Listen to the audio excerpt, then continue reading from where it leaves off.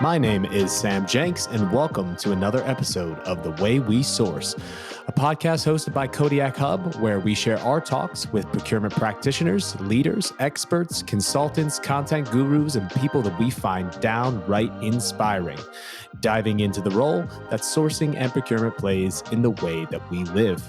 Today, we have the pleasure of hosting a real catalyst of supply chain sustainability, a rock star of recycling, and co-founder of his venture, The Honest Ocean, Tom Jackson. Tom, welcome to the show. Hi, Sam. Thanks for having me. I'm super excited to chat with you. And we're super excited to have you on as well. Now, Tom, I have to start as we ask a lot of our guests, what exactly does sourcing, procurement, and also kind of supply chain sustainability mean to you? To me, it means every single part of it is accounted for. So, of course, supply chain has many different businesses involved in it. And it's really how can, for instance, for us and for our customers, we need to be accountable for everything. So it's really right from the source through every single step of that supply chain, even all the way to the end customer. And being able, by being able to do that, only then can you really put your name behind, the traceability and, in this case, circular economy for that and sourcing. And yeah, that's really important from our side and from the other side, which is the manufacturers and for the brands to show their end users. And I think that you hit on something that's incredibly important there, right? Accountability at the source, the ability to be able to truly make an impact from real visibility, real transparency, and it all starts at the source, as you mentioned. I mean, for some of our listeners that don't know, and I know that you physically actually are sitting at the source, where you then are heading your operations together with some others in Honest Ocean. But for our listeners that are out there that have never heard of Honest Ocean, would you just let everyone kind of know what you guys are doing, and more importantly, why it is that you co-founded the company back in 2020? Absolutely. Honest Ocean, as an overview, we are an ocean prevention recycler. And the most important part of what we do is we micromanage waste streams. Like we just talked about, right from the people who collect it in the coastal communities, right through to the logistics of getting that to the recycling facility, all the way through to the manufacturing location. So we take care of all of that, and we look after the people at the source, which are the most important in these coastal communities that are affected by the overflow of plastic throughout their village or community. And we are partnered with the recycling facility. So yeah, again, all of that all the way through is what we do. And we partner with brands and conscious businesses that really want to see a difference. And it's a big part of why pretty much all of the Honest Ocean team are physically in Indonesia, whether it's marketing or raw material purchasing from these communities. It's important for us to be surrounded by it, to see the people, to completely understand that. And why, Sam, is really the reason of starting this is because Indonesia, where we're based at the moment, is very much the second worst for ocean plastic and generally the failure of waste management and household collection throughout the world. After China, it's number 2. We will move into the rest of Southeast Asia, but a big part of helping Indonesia is really coming here, speaking to the people on the ground. For my role, I spend pretty much most of the time on the ground, meeting with villagers and village leaders, chiefs, fishing communities that there's no more fish left. So being able to create a job for them, they've already got the fishing boats. So just changing the product they pick up, instead of fish, it's plastic, and they've got the nets already, right? Yeah. So yeah, that's kind of what we do as an overview, and why we do it. It's really, really important for us to be here, and yeah, accountable. We've now got technology, that tracks every single order that a customer can, log in and see the movement of that order. And yeah, accountability. It's 2022. People can't do, like, for instance, green raw materials. You Right. can't do it without tracked and traced tech, because otherwise people are just taking your word for it. And I think that the point, I mean, first and foremost, incredibly important work that you're doing. And I mean, we commend you in what you're doing. And I think that you point out something that's so important, being at the source, being on the ground, is that green sourcing and green material also encapsulates somewhere along the lines the people behind it, right? It's the social aspect that equally is impacted in this question of sustainability as it is the environmental aspect. And I thank you also for highlighting those things in the communities that you're also making an impact on within a small scale to be able to scale that impact within a global scale. I mean, I watched the film that is on your homepage. I was unaware before you mentioned that Indonesia was number 2 on the worst for plastic pollution in waterways. But the imagery within the video that's on your guys' homepage is shocking. And I would say for anyone that hasn't seen the extremities of pollution in the waterways in Southeast Asia and particularly in Indonesia, go to Honest Ocean and check out the YouTube video that's directly on their landing page. I mean, it might seem a bit of a daft question, but Tom, really, I mean, how has it gotten to this point? Yeah, it's a great question, Sam, and it's not one that people ask enough. But it's really, these guys out here that we speak to, the locals. It's been on our televisions and our news for, I guess, the last 8 to 10 years. It's been on their front doorstep for 25 years. Mm, So it's been a long time in there in it coming, and it's a breakdown of waste management and how, in the West, we've got it pretty good in terms of the recycling. Still 9% of plastic is only recycled. But here it's really, there's no collection and separation. As well as that, taking plastic to landfill, it actually costs money, right? mm, Which a lot of people aren't aware of. And these guys are living day to day, week to week, really not even month to month. It's usually businesses are running week to week here in terms of being able to afford to run. So we find illegal dumping on riverbanks a lot. mm, Um, and actually, we see, the very modern problem of, ocean-bound plastic, which is a very new sort of niche certificate that's in this space. And we've actually seen ocean waste get worse since that's been around. And yeah, it's, we're trying to battle upstream of how we can get to it before it gets into the waterways. But when they do collect waste in trucks, it's all different types of plastic. So it's organic waste, it's your wood and your trees, as well as your mm, plastic of value, which is your water bottles, your shampoo bottles, which here has a good price. And then also your non-recyclables, so your chocolate wrappers, which we call multi-layer plastics, which are generally made up of 2 or 3 different types of plastic, which mm, can't be recycled. So you put all those together with a really bad sort of manual sorting phase here in like the private sector of recycling.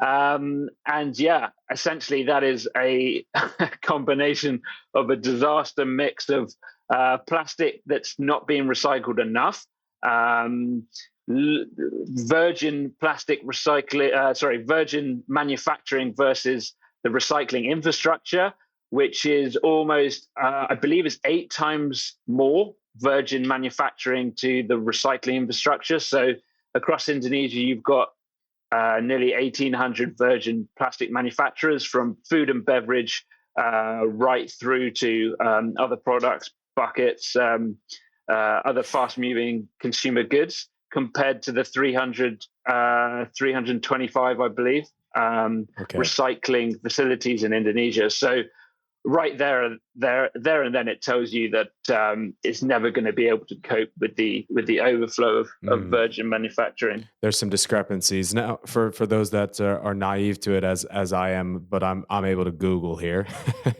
Virgin manufacturing. Could you give a quick definition for those that are unaware? Right. So new plastics Yeah. that derive from oil Right. manufacturing into your bottle, and very much your your plastic is, or sorry, oil is heated up, Right. and basically something called injection molding or blow molding, which creates the shape of, for instance, that bottle, which then the product goes into. And very much then the highest impact of plastic. Am I correct by saying so? Kind of that first source virgin plastic. Absolutely. Yeah. Okay. Understood. Right. And that discrepancy is obviously there. You guys are doing what you can about it. I mean, you're helping to create a more circular supply chain, which is a term that is on the tips of everybody's tongues right now. But I mean, how exactly does your team at Honest Ocean, and you were into it a bit, ensure though that you're creating a more closed loop 360-degree supply chain for the companies that you're working with?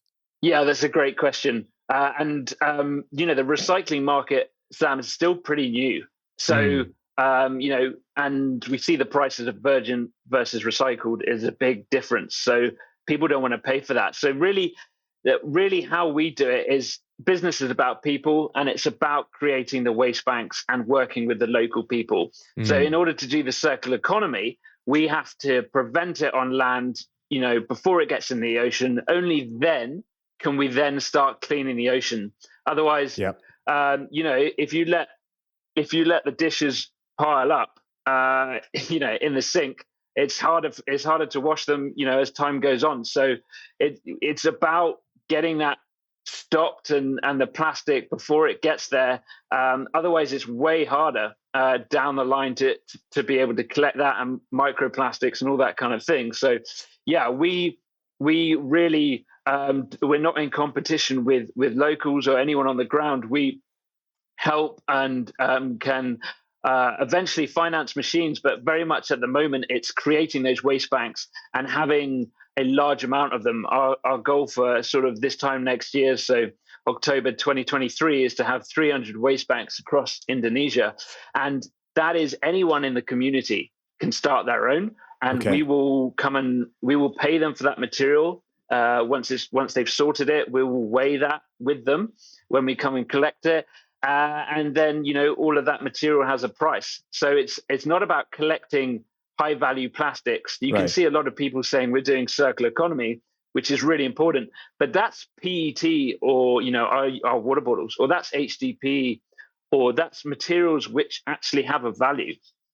All of those have been recycled for the last 15 to 20 years. That's not the problem. The problem is the multi-layer plastics, and the chocolate bar wrappers, and the labels on. The ones that you've Right. indicated previously that they can't be recycled in the same way. I'm correct by saying so. Exactly, Sam. Yeah, you're exactly right. And Okay. there's no value on that at all. So that's why it's getting Mm, illegally dumped. Every time, if the government pays someone to take that away, they're going to do it at the most minimal, expenditure to get rid of that, because they're getting paid minimal amount for that. So it's really a true yeah. circular economy for us as a waste management and a collection network. It's taking all of the material from that community or from that fishing village, because if you're not, Right. you're just taking plastics which is worth money, and you're not dealing with the other problem. And it's expensive way of doing it for us, but it's a very important way to do it. And that's why social impact plastic has a slight premium on it. First of all, because those people are that those people have got to be paid correctly, fair wage, and yeah, we take all of that material from the community, and so that's where that Mm, extra cost comes from. It's not a lot; it's about $50 more per ton. And the true circular economy for us is taking all of that material from the environment and being able to put it back into either the recycling network, or if it's unrecyclable, make products from it. And finding partners for that's really important. So, for instance, you mm, can mix non-recyclable plastic with concrete to make bricks, or you can create pulp from it to create either low-value textile, for instance, carpets, or other forms of building materials by just compressing those materials and drying them in the sun. So yeah, it's really important for all material to be collected. Otherwise, it's just the ones of value getting collected, and the rest are still going into the environment. And so yeah, circular economy right. must be accountable for everything. Yeah, and somewhere along the lines, it continues to then just kind of be a question of economics, right? Is it affordable? Is it going to make me a dollar on the other side? And obviously, then those lower value plastics, I understand, that are continuing to accelerate the problem if they're continuing to be dumped. So Right. I again commend what you guys are doing. It's an awesome feat that you're taking upon yourselves in the local or the local communities as well. I mean, you yourself, after a quick review of your profile, can see that you actually come from the FMCG, fast moving consumer goods space. I mean, what is one thing that you know today that you wish that you knew then? Yeah, that's a great question. Well, I guess the best way of saying it is, if someone tells you it's something, is it actually that way? I mean, we see a lot of through Mm, marketing, and like you said, Sam, yeah, I came from a plant-based supplement brand, which we were a startup, and we sold a lot of products through Amazon and things like this. And yeah, it was really, marketing is a big part of any either e-commerce or fast moving consumer good brand. And people need to really communicate that clearly. And if a supplier is telling them something, then they're going to right. communicate that, as we did, as a supplement brand to our customers. And our customers were asking us for, do you have any other option other than using, like the pharmaceutical tubes where your tablets and your pills come in?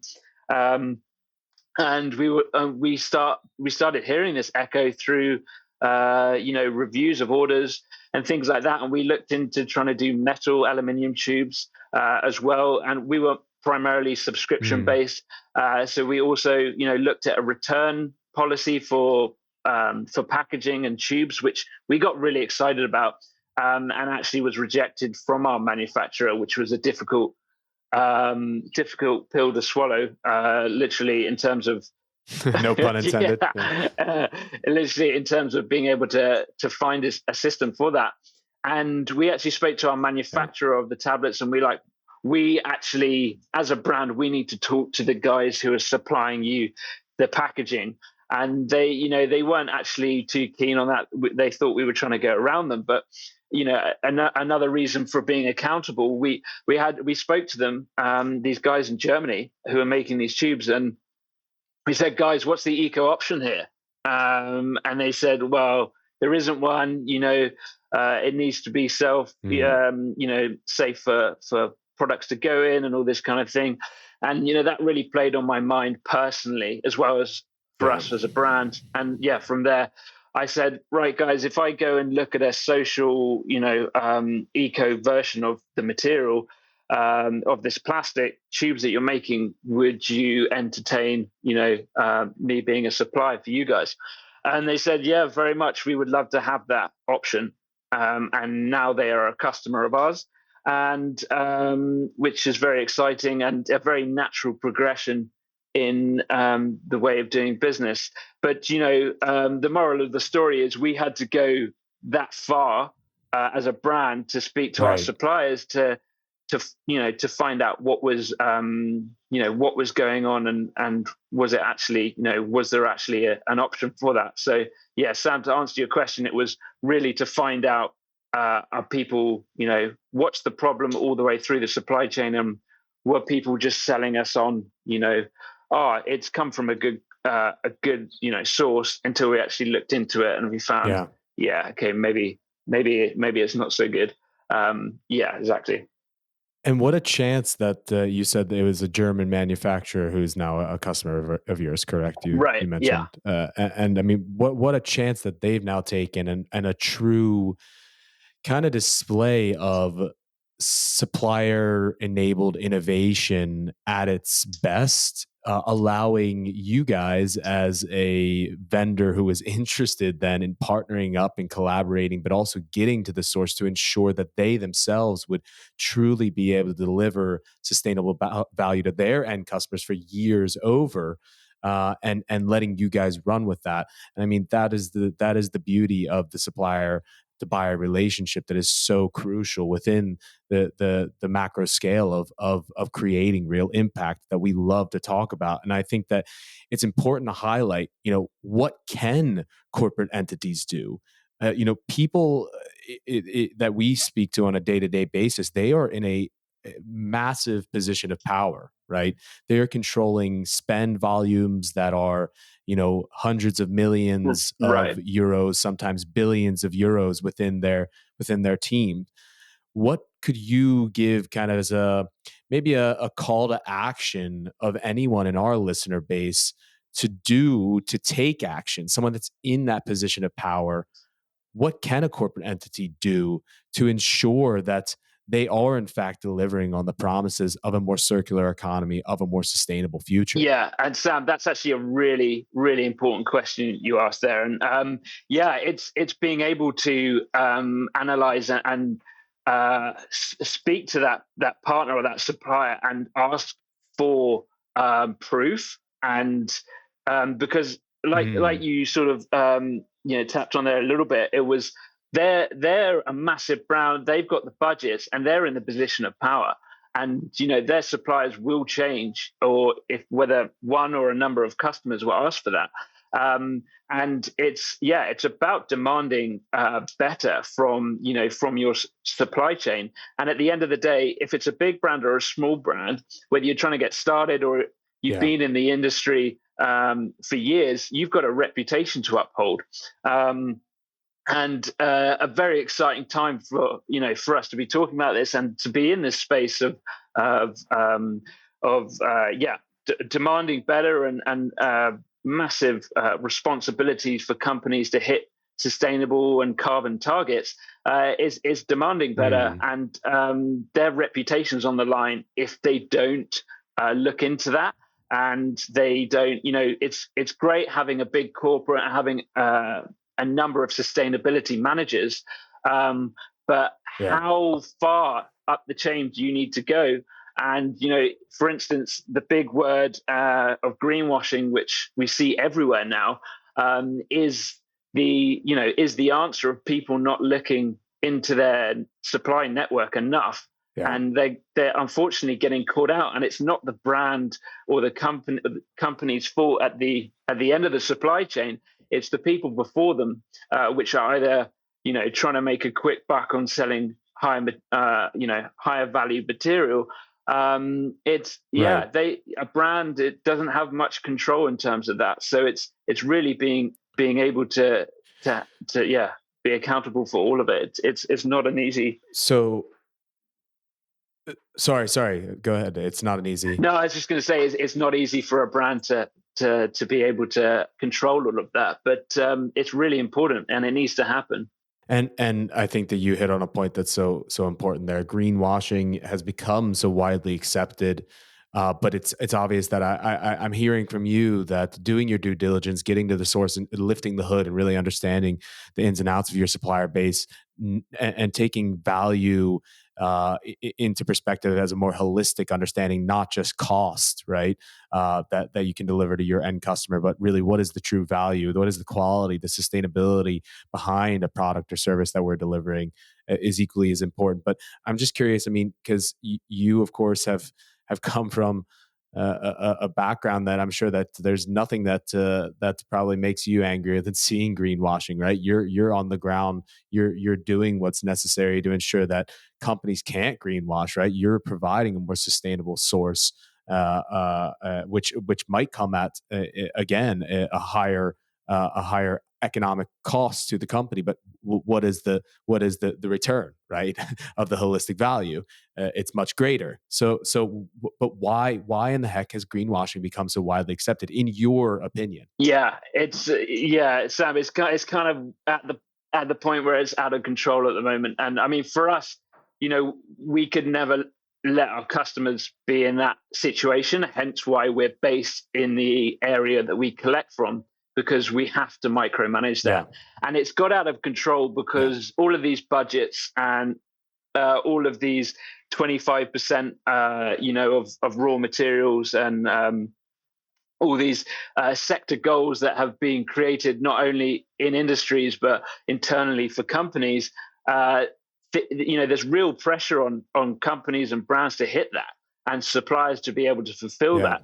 And cutting corners is one way of being able to do it. And also, um, we see companies here, for example, that don't operate on the ground here, and they're really yeah. big market leaders in ocean prevention, and they say they are.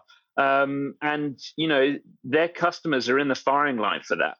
And you've really got a bit of advanced common sense in going, hang on, we're buying like 800 tons a month from these guys of material. Can they Mm, really supply?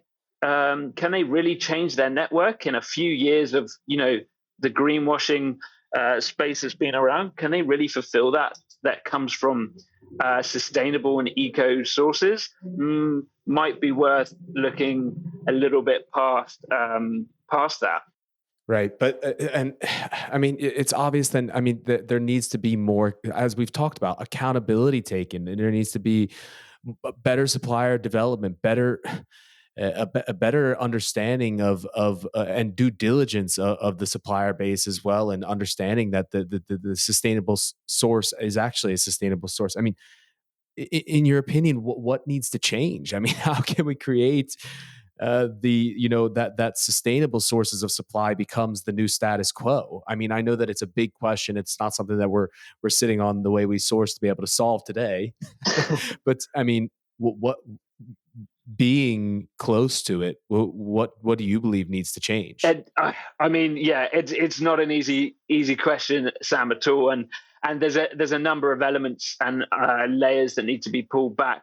One is we're in a great place with technology, where first of all, technology should be tracking every order, like I mentioned earlier, and Right. also, setting up a sustainable supply chain is not a quick thing to do. The bigger the company you are, the harder No. it is. And the Yep. suppliers that are supplying that material are bigger, and they have more people in that.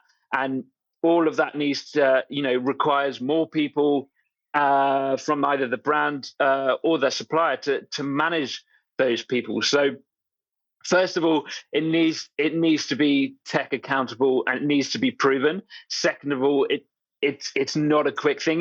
We've been operating 2 years, and we're still doing less than 50 waste banks collection, which can be anywhere from like 800 to 900 tons a month if we can really push our network.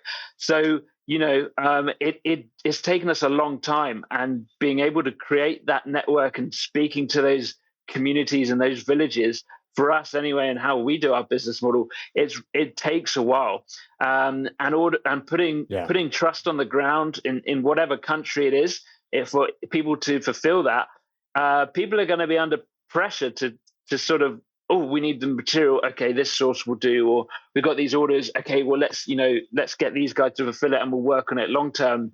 And then actually that short term solution turns into long term. So Cutting the corners again. right. Yeah. Yeah. And Yeah. yeah, preventing the greenwashing will only come from the end users demanding more. And yeah, again, that technology will be able to prove that. I mean, in years forward, I'm sure there'll be data manipulation, but I don't want to. I don't want to even think about that for this Well, stage. we're not going to get into any conspiracy theories today, Right, Tom. But right, exactly. hopefully so that visibility driven, like you said, by technology, macro trends like the Internet of Things and Industry 4.0 will help people to create that better visibility. But also at the same time, I think that you said it so perfectly. Creating a sustainable supply chain takes time and it takes real effort and resources from an organization. And I thank you so much for highlighting what you've highlighted about what you guys are doing at Honest Ocean, the importance of supply chain sustainability, and also just really what you're doing yourself and you and your co-founders have created. And I would love to shift into a little bit of a lighter segment. And it has been a pretty serious episode, but a necessary episode as well. As I can tell, you're very passionate. And do a quick fire round. This is something we do with all of our guests, quick questions that I would just like one word or one sentence answers to, and has literally nothing to do with what we've been talking about today. Is that all right? Absolutely. Let's go. Fantastic, fantastic. So starting with dogs or cats. Dogs. So you get to have one guest to dinner, and it's a person who is alive. Who is it? It's Elon Musk, of course. All right, very interesting. Cool.